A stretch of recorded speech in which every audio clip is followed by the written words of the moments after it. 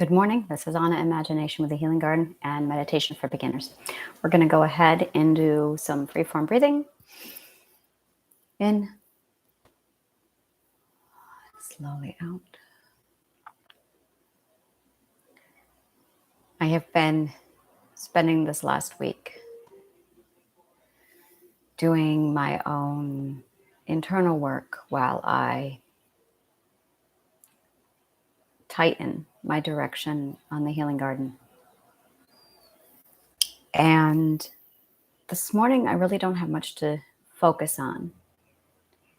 It's more internalizing and reviewing everything that I've been saying and just confirming that all my ducks are lined up. Inhale. And the more I tighten my comprehension and focus on the Healing Garden, and that's really what it feels like. It feels like I'm focusing now. Like I've got the alignment, I've got it all set up. And now it's just, I'm constantly focusing and sharpening the image, and it's getting tighter and tighter, and it's narrowing down. So I finally, in a few words or less, I can communicate what I do and what my goal is here. And it's taken a lot of internal work to really fine tune, narrow this down, and just sharpen it to, I teach perspective healing. I teach a person how to heal by changing their perspective. It's really amazing work. And there's a magic perspective that once you reach it, you're healed. This magic perspective that once you embrace that perspective, once you find all the correct beliefs to plug them all in, once you eliminate all the toxic beliefs, you can sharpen your own perspective, and the need for mental illnesses goes away. The need for your defense system and your fear system goes away. The need to thrive off of fear is gone. All because you adjust your perspective accordingly. And that's the real mental illness, is being stuck in a toxic perspective. That's all it is. Now, I can explain to you how you ended up with a toxic perspective. Does it really matter? It's our perspectives that keep us trapped in a life that's not fulfilling. And the common perspective that we all hoard, that keep us all locked in, is that we have to choose between our identity and safety. And when you realize that you don't have to do that anymore, that you can embrace your identity, once you understand that fear and training and toxic beliefs have altered your perspective to reject your identity, you can just remove those beliefs. Plug in the healthy, correct beliefs that your identity is valuable and important because it's the core to running and operating your entire system. And once you have those perspectives in place, suddenly your priority for the self goes way up here. Now there's levels to this. There's the bullshit level where you say the words and you know that they're true, but you don't believe it. And then there's the stage where you know they're true, you believe it, but only some of them. And then there's the last stage where you know it's true and you believe it down to your core. And that's when you will do anything to fight for and preserve your identity. That's when your loyalty changes from your abuser and your fear to your identity. And it's all done through perspective, through this one perspective.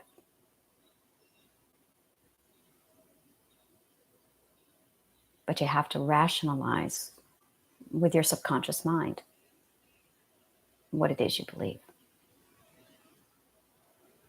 But if you can find the right words, the right perspective, if you know what the right perspective is, to convince without a shadow of a doubt, your subconscious so that it shifts the perspective accordingly. You don't have to do any of the work. You really don't. Your subconscious logically does it for you. Logically does it for you because the subconscious mind is logical. Emotions are logical.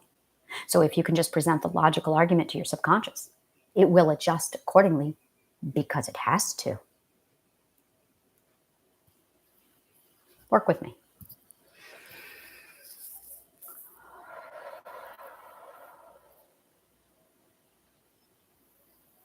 So when we sit down to meditate, we are opening the dialogue and discussion for our perspective and our identity.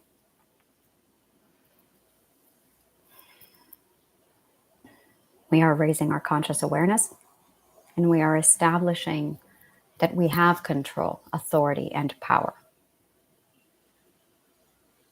And if you don't think that, if you don't believe that, that's because you have limiting beliefs that are jarring your perspective. And I can point to those immediate beliefs and go, well, that's why.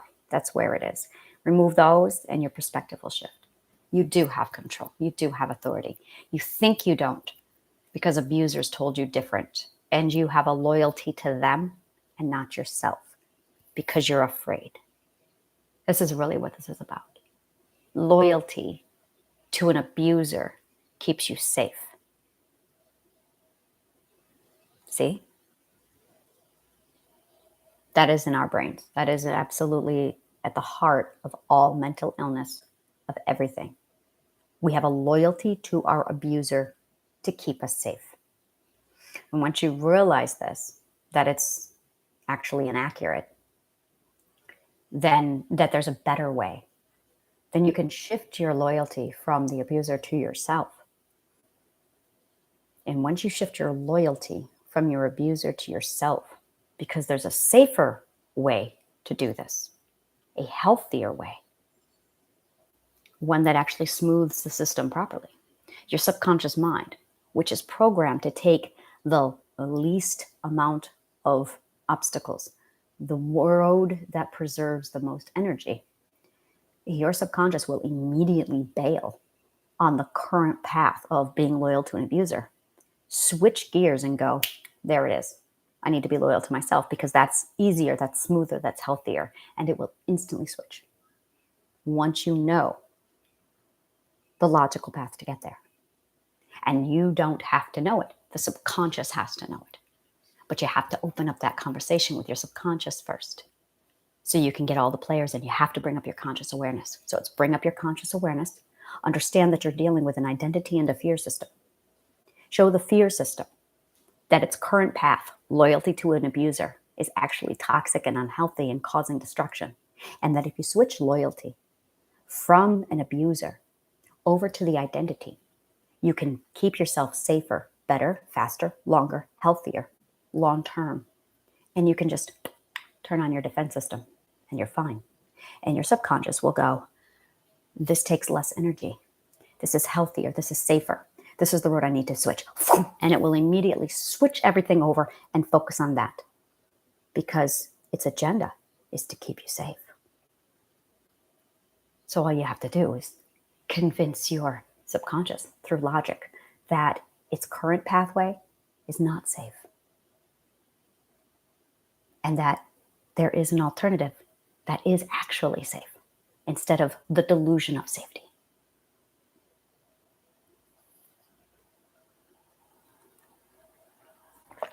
Inhale.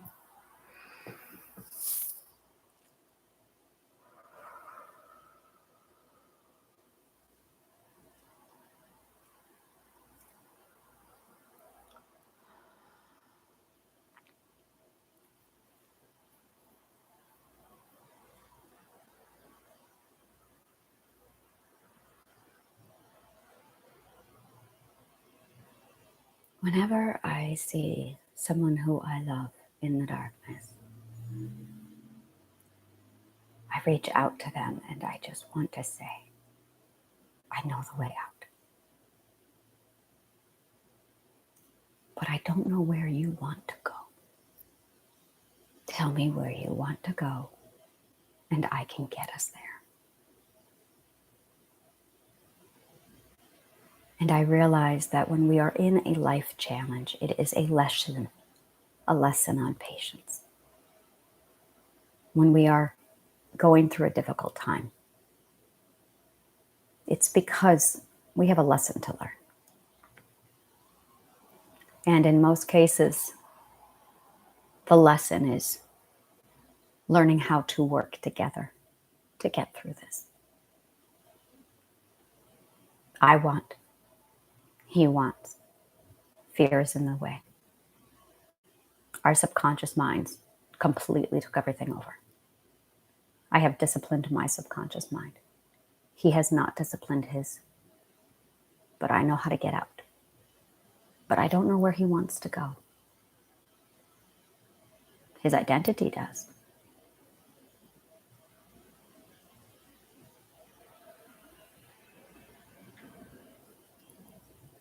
And I can see the difference between his identity and his subconscious mind.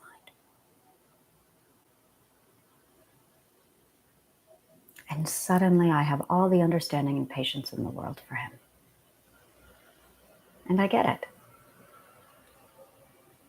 He has to work out his shit.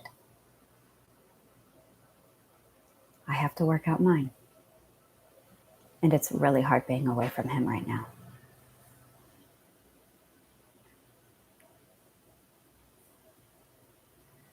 The lesson is patience.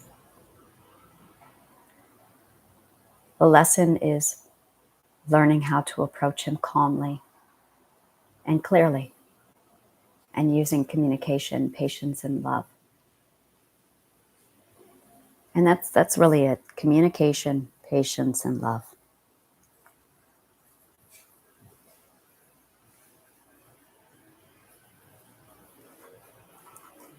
We made a promise to each other that we would always allow room for growth. That's this. We're growing, and we are allowing each other the space to grow. And it is hard. It is really hard when the person you love just needs to grow on their own. And you love them so much that you just want to throw everything you are into them like a helicopter parent. But that's control. That's fear. That's not my identity. My identity is communication, patience, and love. My fear is helicopter parenting, swooping in and saving them. That's fear and control.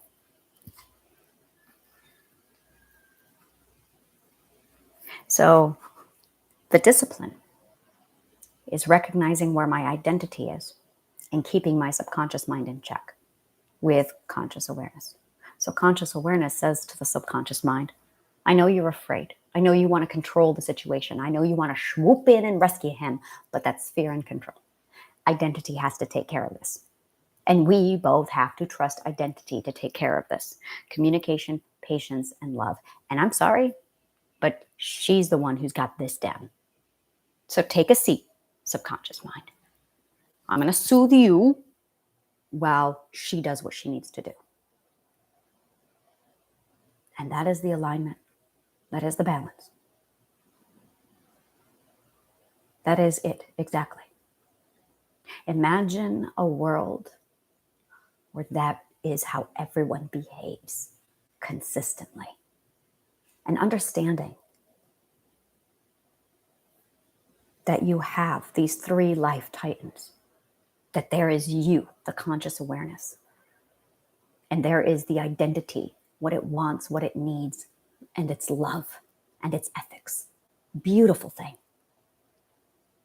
And then you've got the subconscious mind just wanting to rush in with its fear system and take control because it's afraid. But you can't do that. And that's the problem. We're all running around on our subconscious minds, controlling and being afraid. And that manifests in so many different ways. Control and fear manifests itself in a rainbow of range of colors. It can look like narcissism. It can look like PTSD. It can look like codependence. It can look like depression. It can look like avoiding and withdrawing and addiction. It looks like all the mental illnesses because the subconscious mind is trying to control because it's afraid. But what if you had the ability to turn it down and say, sit down, be calm, identity needs to take over. But it's going to take conscious awareness to step up and exercise that type of discipline over the subconscious mind. We talk about emotional awareness and emotional IQ. Emotions are a consequence. It's just a communication system from the subconscious mind. Not even from identity. It comes from the subconscious mind. I'm not talking about emotional IQ. I'm talking about something much different, something much deeper. I am talking about your perspective IQ. I am talking about your subconscious IQ. Because that's really the problem here, is our conscious awareness is down, our identities are thrown away, and our subconscious mind's fear system is running the show. Every one of us. So our subconscious mind is running around going, I'm afraid, I have to control. I'm afraid, I have to control. I'm afraid, I have to control. And everyone's afraid, so everyone has to control. And we're all trying to raise up and change this, but no one knows how. I do, because I figured it out, because I was tired of not figuring it out. And it took sociology, philosophy, and psychology to figure this shit out. Not exactly hard sciences that are taught in the classroom. So of course, we're not figuring it out. So when you take meditation and you apply it to this comprehension, you can virtually do anything. You can change anything. You can turn down the subconscious mind through subconscious discipline. You can restore your identity, and you can raise your conscious awareness. And you can finally step up. So what does the identity feel like, and how does it feel different than your subconscious mind? Completely different feelings, completely different focal points. And yeah, it's a simple series of hard, but simple. It's a simple series of just boom, boom, boom. Once you have the conscious awareness where you understand what's going on, then you can just flip switches.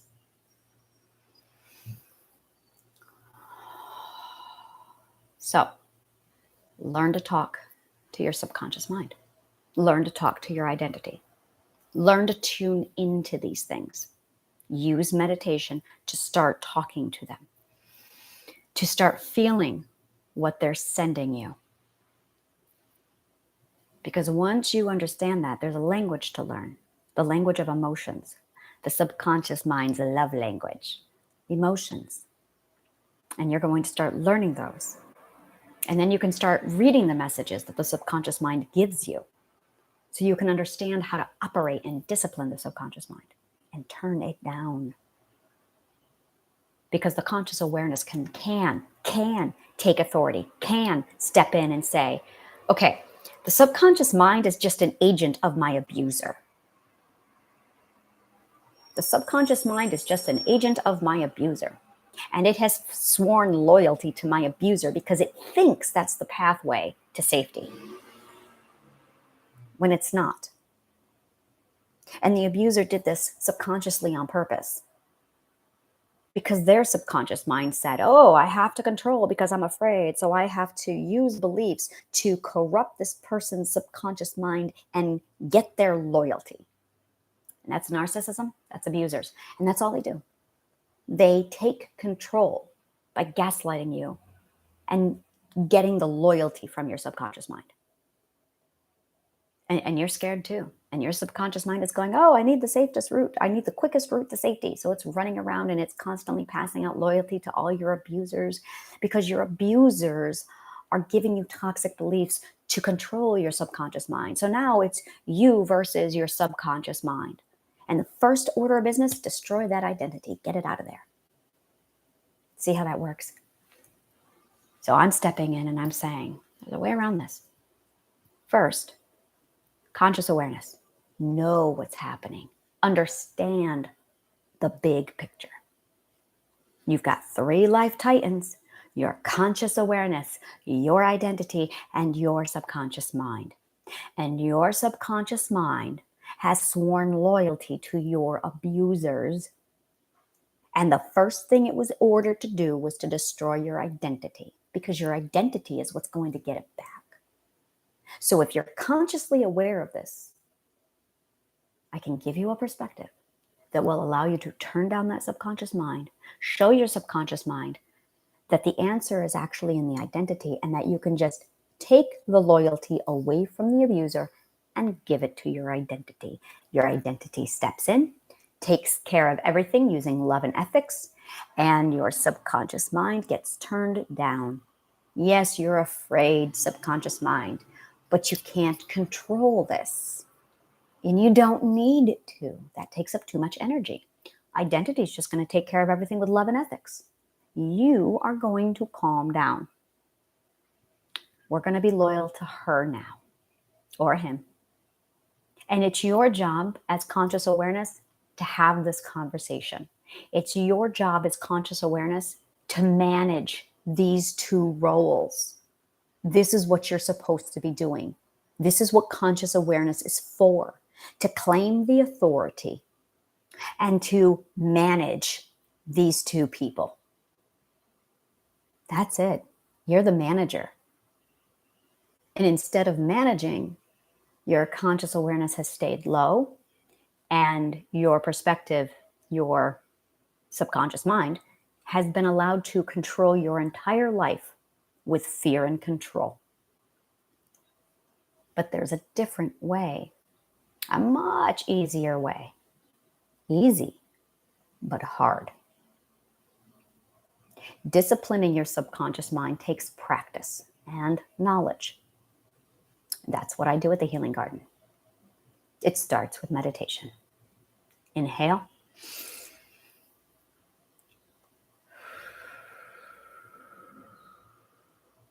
So you can sit down and meditate. You can step right into this world of meditation and just, I'm going to meditate. I'm going to have a calmer life. You need a direction first. You don't get to just jump in and think it's going to work for you and just go, because you're missing the point. You are really missing the point. And if you do it that way, fine, good for you.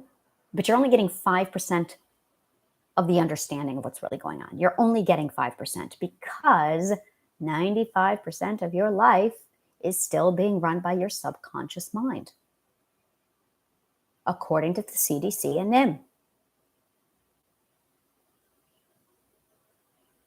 So doing it just randomly and without this knowledge and direction is doing meditation with only 5% of your brain, the conscious awareness. But if you take authority, you can step it up. And you can take back that 95%. And you can tell the subconscious mind, you know what? You are an automated machine and you're kind of stupid. I am logical and have authority. So I'm going to shut you down, put you in alignment, and get identity running the show, because you are incompetent, subconscious mind. And the subconscious mind really is incompetent.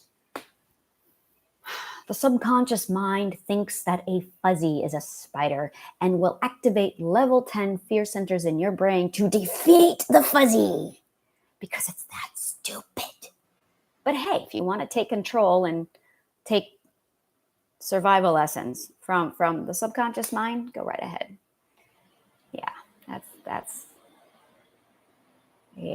No, thank you. There's a different way of doing things. There is a much different way of doing things. So, on Monday, in 3 days, I am starting my first power course where I sit down and I teach you how to discipline the subconscious mind, awaken that gorgeous identity of yours, and activate your authority in your conscious awareness. Check your ego at the door, because this is not going to work if you have ego. If your value and importance is way up here and you have no humility, not going to work. You must have humility to pull this shit off. So go ahead and take a look at the links below and absolutely join me on July 10th. And it's a 5-day power course where I cram my 8-week power masterclass into 5 days. We're doing 8 o'clock Eastern time, and we are going to be doing that 5 days a week, Monday through Friday.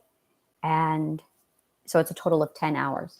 And in those 10 hours, you're going to get a full schooling on how to discipline the subconscious mind, awaken the identity, and turn up your conscious awareness.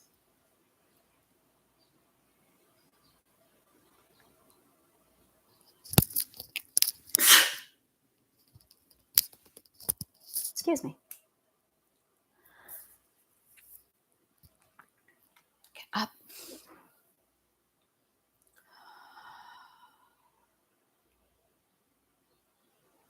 Thank you so much for joining me for meditation this morning. When you are ready to seek out guided meditation, take a look at the Calm app. I'm huge on it. I love Tamara Lovett. I absolutely adore Jay Shetty. You will find them both there on the Calm app. And if you have any other additional problems with troubleshooting, I do this every weekday, Monday through Friday, where I do meditation for beginners.